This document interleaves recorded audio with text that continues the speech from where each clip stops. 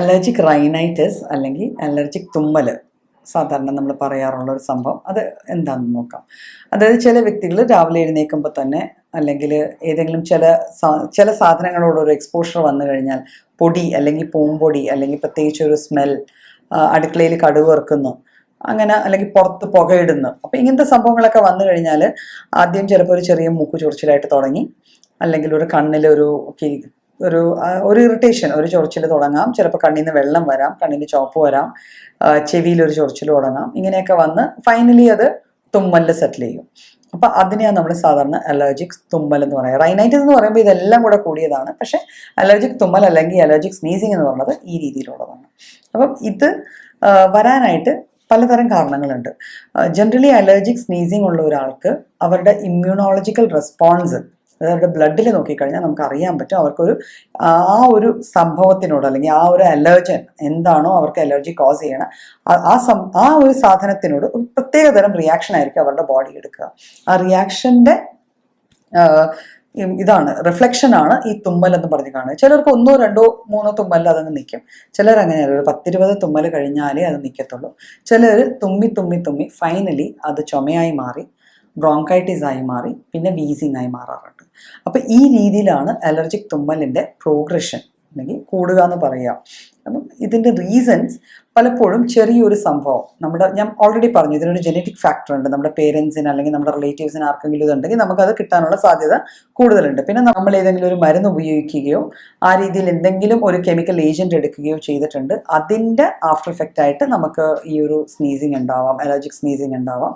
Allergic സ്നീസിങ്ങിൻ്റെ പ്രത്യേകത, നമ്മൾ എപ്പോഴൊക്കെയാണോ ആ ടൈപ്പ് ഓഫ് ഏജൻറ്റിനോട് നമുക്കൊരു എക്സ്പോഷർ വരിക അല്ലെങ്കിൽ അതിനോട് സാമ്യമായ ഒരു ഏജൻറ്റിനോട് എക്സ്പോഷർ വരിക, അപ്പോഴൊക്കെ നമുക്ക് ഈ അലർജിക് സ്നീസിങ് അല്ലെങ്കിൽ അലർജിക് തുമ്മലുണ്ടാവും.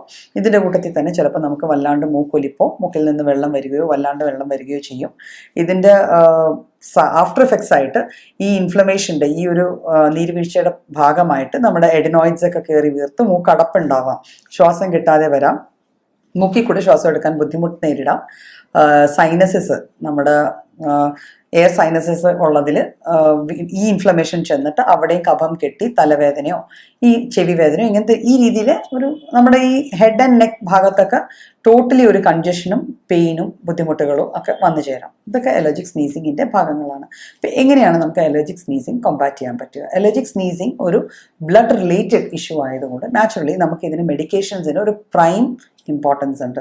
അപ്പം ഹോമിയോപ്പതിക് മെഡിസിൻസ് എടുത്തു കഴിഞ്ഞാൽ നമുക്ക് അലർജിക് സ്നീസിങ്ങിൻ്റെ പലതരത്തിൽ, ഇപ്പോൾ കണ്ണ് ചൊറിച്ചിലുമായിട്ട് കൂടി ചേർന്ന് വരുന്ന തുമ്മൽ, അല്ലെങ്കിൽ ചെവി ചൊറിയുമ്പോൾ ഉണ്ടാകുന്ന തുമ്മൽ, അല്ലെങ്കിൽ തൊണ്ടയിൽ ഒരു കടി പോലെ തോന്നിയിട്ട് അതിൻ്റെ പിന്നാലെ വരുന്ന ഒരു തുമ്മൽ, അല്ലെങ്കിൽ തലവേദനയോട് കൂടിയുള്ള തുമ്മൽ, ശ്വാസം മുട്ടലിലേക്ക് ലീഡ് ചെയ്യുന്ന തുമ്മൽ. അപ്പം ഈ രീതിയിൽ നമ്മൾ കുറേ ലക്ഷണങ്ങളെ എടുത്ത് വെച്ച് കഴിഞ്ഞാൽ നമുക്ക് ഒരു സെറ്റ് ഓഫ് മെഡിസിൻസ് അതിനുണ്ടാവും. അപ്പം അതിൽ നിന്ന് ഏത് മെഡിസിൻ ആണോ അത് നമുക്ക് യൂസ് ചെയ്യാം.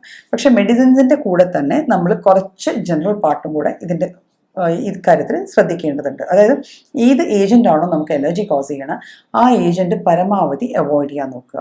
അറ്റ്ലീസ്റ്റ് നമ്മൾ മെഡിക്കേഷൻസ് എടുക്കുന്ന അത്രയും കാലയളവിലെങ്കിലും ഈ ഏജൻസിൽ നിന്നും കുറച്ച് ഡിസ്റ്റൻസ് കീപ്പ് ചെയ്താൽ നമുക്ക് വീണ്ടും റെക്കറൻസ് വരും തോറും നമ്മുടെ അലർജിക് ഫാക്ടേഴ്സ് കൂടിക്കൊണ്ടിരിക്കുകയാണ്. അപ്പം നമ്മളുടെ അതിൻ്റെ എന്തൊക്കെയാണോ നമ്മൾ പ്രസൻറ്റ് ചെയ്യണം, നമ്മൾ എന്തൊക്കെയാണോ കാണിക്കുന്നത് അതിൻ്റെ ആഴം, അതിൻ്റെ ഒരു കാഠിന്യം കൂടിക്കൂടി വരും. സോ മാക്സിമം നമുക്ക് എന്തിൽ നിന്നാണോ അലർജി ഉണ്ടാവുന്നത് ആ എക്സ്പോഷേഴ്സ് അതിനോടുള്ള നേരിട്ട് നമ്മൾ അതിനോട് ബന്ധപ്പെടാതെ ഇരിക്കാൻ ശ്രമിക്കുക. സെക്കൻഡ് തിങ് എന്ന് പറഞ്ഞാൽ ഇതിൻ്റെ കൂടെ നമുക്ക് കുറച്ച് ജനറൽ മാനേജ്മെൻറ്റ്, ചെറുതായിട്ട് ആവി പിടിക്കാം. അതുകൊണ്ട് നമ്മുടെ ഈ കഫക്കെട്ടൊക്കെ മാറി അവിടെ ഒരു ചെറിയ റിലാക്സേഷൻ കിട്ടും. പിന്നെ ചൂടുള്ള ഭക്ഷണമോ വെള്ളമോ കഴിക്കാം. അപ്പം ഇതെല്ലാം നമ്മുടെ ജനറൽ മാനേജ്മെൻറ്റ് പാർട്ടിൽ വരും. അപ്പം ഒരു അലർജിക് തുമ്മൽ സ്ഥിരമായി വരുന്ന ആൾ മെഡിസിൻ കഴിക്കാൻ പോകുന്നതിൻ്റെ കൂടെ തന്നെ ഈ തരത്തിലുള്ള കാര്യങ്ങളും കൂടെ ചെയ്താൽ ആ സ്നീസിങ് ഒരു പരിധി വരെ നമുക്ക് കൺട്രോൾ ചെയ്ത് റെഗുലർ ആക്കാൻ പറ്റാവുന്നത്.